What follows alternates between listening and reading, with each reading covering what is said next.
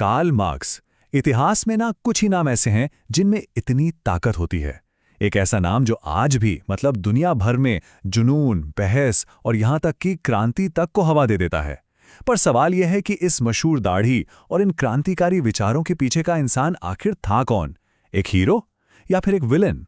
चलिए आज हम इसी उलझे हुए व्यक्तित्व के जीवन और उनके विचारों को समझने की एक कोशिश करते हैं। और ये जो बात है ना कि वो हीरो थे या विलेन, ये कोट उसे एकदम सही तरीके से पकड़ता है। देखिए, इसमें कहा गया है कि ऐसे इंसान के बारे में बात करना ही मुश्किल है जिसे लाखों लोग भगवान मानते हो और लाखों लोग शैतान। मतलब कुछ के लिए वो देवता थे तो दूसरों के लिए शैतान। इससे हमें फौरन अंदाजा हो जाता है कि इस शख्सियत को समझना कितना पेचीदा होने वाला है। तो सवाल यही उठता है कि इन दो एक्सट्रीम इमेज के बीच में असली कार्ल मार्क्स कौन थे? क्या वो एक फिलोसोफर थे, एक इकोनॉमिस्ट या फिर एक रेवोल्यूशनरी? चलिए उनकी जिंदगी के सफर में चलते हैं और इस सवाल का जवाब ढूंढने की कोशिश करते हैं। तो देखिए, हर कहानी की एक शुरुआत होती है और कार्ल मार्क्स की कहानी शुरू होती है जर्मनी के एक छोटे से शहर ट्रायर से। यही वो जगह है जहां उनके शुरुआती विचारों की नींव पड़ी, वो विचार जो आगे चलकर पूरी दुनिया को हिलाने वाले थे। और देखिए, उनकी कहानी को अगर समझना है तो सिर्फ उनके विचारों को देखना काफी नहीं होगा, हमें उनके जीवन की हकीकत को भी देखना पड़ेगा। उनकी जो बायोग्राफी है वो हमें उस इंसान से मिलवाती है जिसके तजुर्बों ने ही उनके क्रांतिकारी सिद्धांतों को शक्ल दी। तो चलिए एक नजर डालते हैं उनके शुरुआती जीवन पर। 1818 में उनका जन्म हुआ। वो एक ऐसे परिवार में पले बड़े जो पहले यहूदी था, लेकिन जब मार्क्स सिर्फ 6 साल के थे तो उनके परिवार ने प्रोटेस्टेंट धर्म अपना लिया। कह सकते हैं कि ये उनकी जिंदगी में आने वाले कई बड़े बदलावों में से पहला था। फिर 17 साल की उम्र में उन्होंने यूनिवर्सिटी में दाखिला लिया और 1841 तक उन्होंने फिलॉसफी में डॉक्टरेट भी हासिल कर ली थी। मतलब उनके एक बड़े बौद्धिक सफर की जमीन तैयार हो चुकी थी। अब यूनिवर्सिटी में अपनी पढ़ाई के दौरान वो एक जर्मन फिलॉसफर थे, हीगेल, उनके विचारों से बहुत ज्यादा प्रभावित हुए। हीगेल का एक आइडिया था डायलेक्टिक्स का, मतलब कि इतिहास जो है वो विचारों के टकराव से ही आगे बढ़ता है। और यही आइडिया आगे चलकर मार्क्स के अपने सिद्धांतों का एक बहुत जरूरी आधार बना। तो अब एकेडमिक दुनिया से निकलकर मार्क्स की जिंदगी में एक बहुत बड़ा मोड़ आने वाला था। उनके जो विचार थे वो उन्हें पहले पॉलिटिकल एक्टिविज्म और फिर देश निकाला यानी एग्जाइल के रास्ते पर ले गए। हुआ ये कि वो एक अखबार के लिए लिखते थे जिसका नाम था राइनिश ज़ाइटुंग। अब उनके लेखों ने अधिकारियों को काफी नाराज कर दिया। उनके जो रैडिकल विचार थे उनकी वजह से उन्हें जर्मनी छोड़ने पर मजबूर कर दिया गया। और बस यहीं से उनकी जिंदगी का एक बिल्कुल नया चैप्टर शुरू हुआ।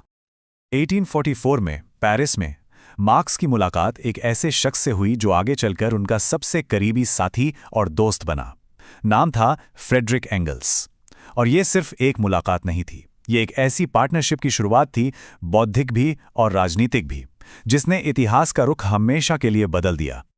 तो अब हम मार्क्स की जिंदगी के उस दौर में आते हैं जहां उन्होंने अपने सबसे असरदार काम लिखे। यही वो लेख थे जिन्होंने उनकी पूरी विचारधारा की नींव रखी और दुनिया भर में क्रांतियों को चिंगारी दी। यहां एक बहुत जरूरी फर्क समझना होगा। मार्क्स ने खुद को अपने से पहले के सोशलिस्ट लोगों से अलग कैसे किया। देखिए, जो पहले के सोशलिस्ट थे उन्हें यूटोपियन या कहें कि स्वप्नलोकीय कहा गया है। वो लोग मानते थे कि अच्छी अच्छी बातें करके, नैतिक दलीलें देकर एक बेहतर समाज बनाया जा सकता है। लेकिन मार्क्स का मानना था कि उनका तरीका साइंटिफिक है। उनके हिसाब से समाजवाद सिर्फ एक अच्छा आइडिया नहीं था, बल्कि इतिहास का एक ऐसा नतीजा था जिसका होना तय है। और इससे ताकत मिलती है क्लास स्ट्रगल यानी वर्ग संघर्ष के आर्थिक नियमों से। उनके विचारों का ये जो विकास है ना, वो उनके लिखे हुए कामों में साफ देखा जा सकता है। द होली फैमिली में उनके शुरुआती फिलोसॉफिकल काम से लेकर कम्युनिस्ट मैनिफेस्टो की उस क्रांतिकारी पुकार तक, और फिर a contribution to the critique of political economy में उनके और ज्यादा मैच्योर इकोनॉमिक एनालिसिस तक, हर एक किताब उनके विचारों को एक नए लेवल पर ले गई। ये सिर्फ किताबों के नाम नहीं हैं, ये असल में वो मील के पत्थर हैं जिन्होंने एक पूरी की पूरी आइडियोलॉजी को जन्म दिया। हर एक रचना कह सकते हैं कि एक नए विचार की चिंगारी थी, एक ऐसी चिंगारी जो आगे चलकर दुनिया भर में आग की तरह फैलने वाली थी। और इनमें से जो सबसे मशहूर है कम्युनिस्ट मैनिफेस्टो, वो उनके शुरुआती विचारों का एक जबरदस्त निचोड़ था। इसने सीधे सीधे पूंजीवादी सिस्टम को खत्म करने और एक क्लासलेस यानी वर्गहीन कम्युनिस्ट समाज बनाने की बात की। एक ऐसा आइडिया जो आज भी दुनिया भर में पॉलिटिकल बहसों के केंद्र में है। लेकिन देखिए, मार्क्स सिर्फ एक थिंकर नहीं थे जो बस किताबों में ही लिखते रहें। उन्होंने अपने आइडियाज़ को हकीकत में बदलने और एक असल आंदोलन खड़ा करने के लिए भी जी तोड़ मेहनत की। तो जर्मनी से निकाले जाने के बाद वो लंदन में आके बस गए। वहां उन्होंने बड़ी मुश्किलों और संघर्षों भरी जिंदगी गुजारी, लेकिन इसके बावजूद अपना काम जारी रखा। उन्होंने कम्युनिस्ट लीग को बनाने में मदद की और 1864 में इंटरनेशनल वर्किंग मेंस एसोसिएशन की भी नींव रखी।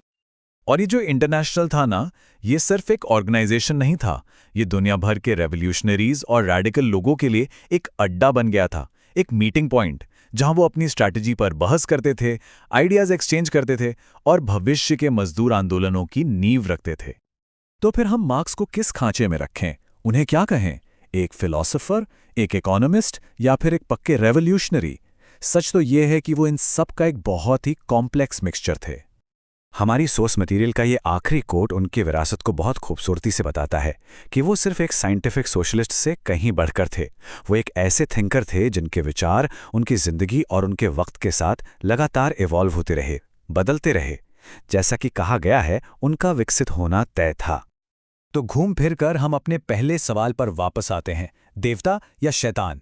शायद इतिहास हमें यही बताता है कि कार्ल मार्क्स इन दोनों खांचों से कहीं ज्यादा पेचीदा थे। वो एक फिलोसोफर थे, एक इकोनॉमिस्ट थे और एक रेवोल्यूशनरी थे, जिनके विचारों ने दुनिया को हमेशा के लिए बदल दिया। और चाहे उन्हें कोई पसंद करे या उनसे नफरत, एक बात तो पक्की है, उनकी विरासत आज भी हमारे समाज को शक्ल दे रही है और ये बहस शायद कभी खत्म नहीं होगी।